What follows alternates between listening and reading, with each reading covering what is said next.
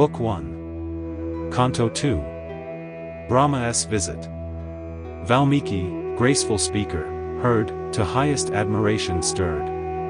To him whose fame the tale rehearsed he paid his mental worship first, then with his pupil humbly bent before the saint most eloquent.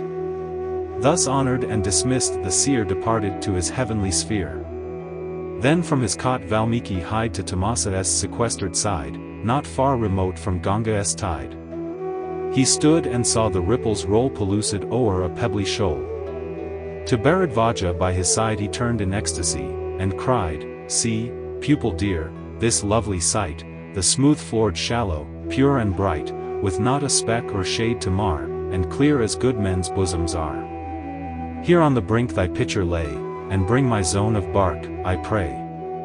Here will I bathe, the rill has not, to lave the limbs, a fairer spot. Do quickly as I bid, nor waste the precious time, away, and haste." Obedient to his master's hest quick from the cot he brought the vest, the hermit took it from his hand, and tightened round his waist the band. Then duly dipped and bathed him there, and muttered low his secret prayer. To spirits and to gods he made libation of the stream, and strayed viewing the forest deep and wide that spread its shade on every side. Close by the bank he saw a pair of curlews sporting fearless there. But suddenly with evil mind an outcast fowler stole behind, and, with an aim too sure and true, the male bird near the hermit slew. The wretched hen in wild despair with fluttering pinions beat the air, and shrieked a long and bitter cry when low on earth she saw him lie, her loved companion, quivering, dead, his dear wings with his lifeblood red, and for her golden-crested mate she mourned, and was disconsolate. The hermit saw the slaughtered bird, and all his heart with ruth was stirred. The fowler's impious deed distressed his gentle sympathetic breast, and while the curlew's sad cries rang within his ears, the hermit sang, "No fame be thine for endless time, because, base outcast, of thy crime, whose cruel hand was fain to slay one of this gentle pair at play." E'en as he spoke his bosom wrought and labored with the wondering thought what was the speech his ready tongue had uttered when his heart was wrung. He pondered long upon the speech, recalled the words and measured each, and thus exclaimed the saintly guide to Bharadvaja by his side, with equal lines of even feet, with rhythm and time and tone complete, the measured form of words I spoke in shock of grief be termed a slok. And Bharadvaja, nothing slow his faithful love and zeal to show, answered those words of wisdom, "Be the name, my lord, as pleases thee." As rules prescribed the hermit took some lustral water from the brook. But still on this his constant thought kept brooding, as his home he sought, while Bharadvaja paced behind, a pupil sage of lowly mind, and in his hand a pitcher bore with pure fresh water brimming o'er. Soon as they reached their calm retreat the holy hermit took his seat, his mind from worldly cares recalled, and mused in deepest thought enthralled. Then glorious Brahma, Lord Most High, creator of the earth and sky, the four-faced god, to meet the sage came to Valmiki's hermitage. Soon as the mighty god he saw, up sprang the saint in wondering awe. Mute, with clasped hands, his head he bent, and stood before him reverent. His honored guest he greeted well, who bade him of his welfare tell, gave water for his blessed feet, brought offerings, and prepared a seat. In honored place the god most high sate down, and bade the saint sit nigh.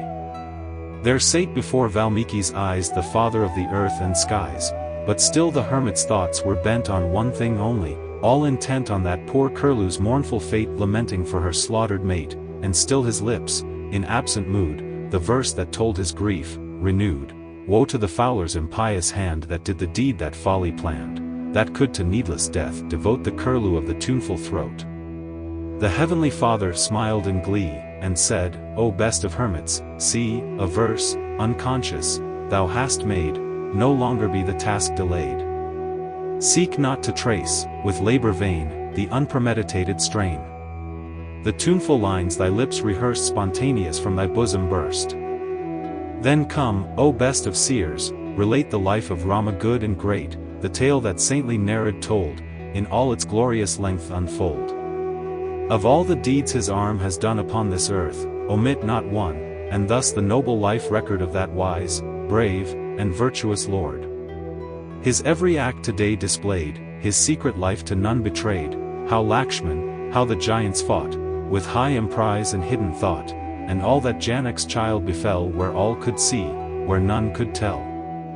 The whole of this shall truly be made known, O best of saints, to thee. In all thy poem, through my grace, no word of falsehood shall have place. Begin the story, and rehearse the tale divine in charming verse.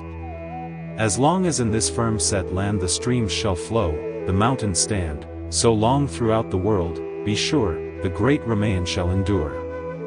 While the Ramayan's ancient strain shall glorious in the earth remain, to higher spheres shalt thou arise and dwell with me above the skies. He spoke, and vanished into air, and left Valmiki wondering there. The pupils of the holy man, moved by their love of him, began to chant that verse, and evermore they marveled as they sang it o'er. Behold, the four-lined balanced rhyme, repeated over many a time, in words that from the hermit broke in shock of grief, becomes a slok. This measure now Valmiki chose wherein his story to compose. In hundreds of such verses, sweet with equal lines and even feet, the saintly poet, lofty-souled, the glorious deeds of Rama told.